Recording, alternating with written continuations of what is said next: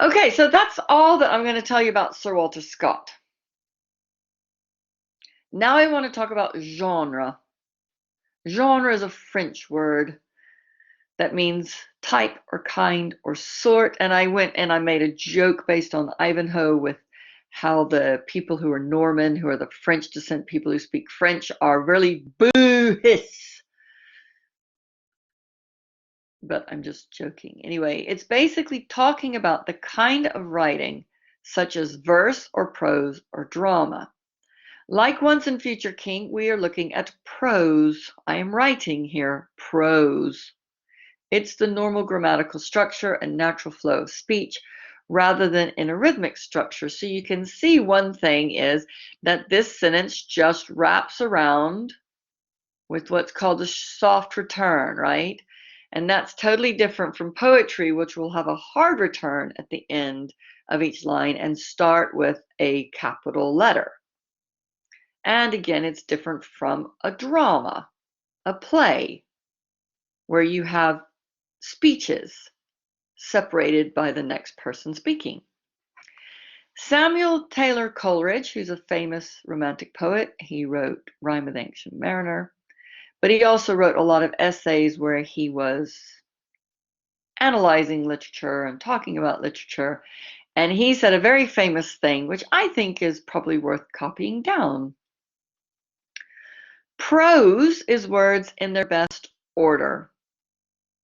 So, for example, when I say to you to write your narration and compose it on your computer and then go back through it and check your spelling and your punctuation and that your expression is clear and all that kind of thing, you are trying to make sure that your prose is in the best order, the best writing you can do.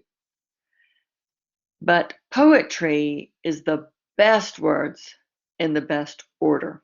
It will be much more concentrated on each single word being chosen correctly for its sound, its rhythm, and the order that it's put in each line. So there's a lot more craft going on in poetry, probably. So Samuel Taylor Coleridge says prose is words in their best order, whereas poetry is the best words in the best order.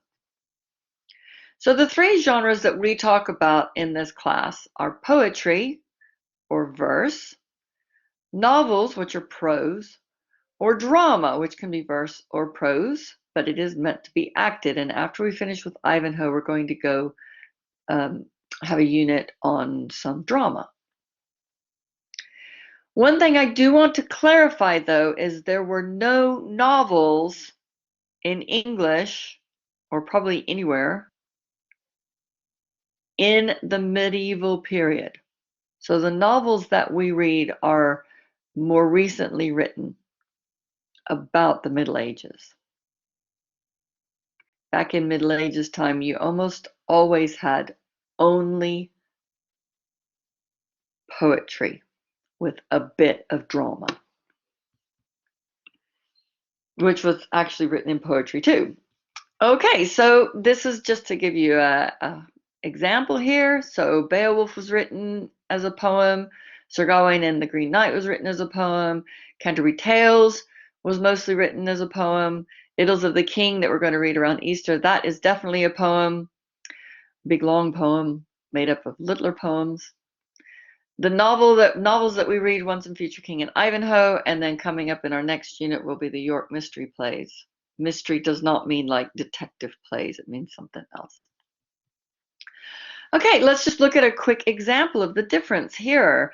Such being our chief scene, the date of our story refers to a period towards the end of the reign of Richard I, when his return from his long captivity had become an event rather wished than hoped for by his despairing subjects, who were in the meantime subjected to every species of subordinate oppression.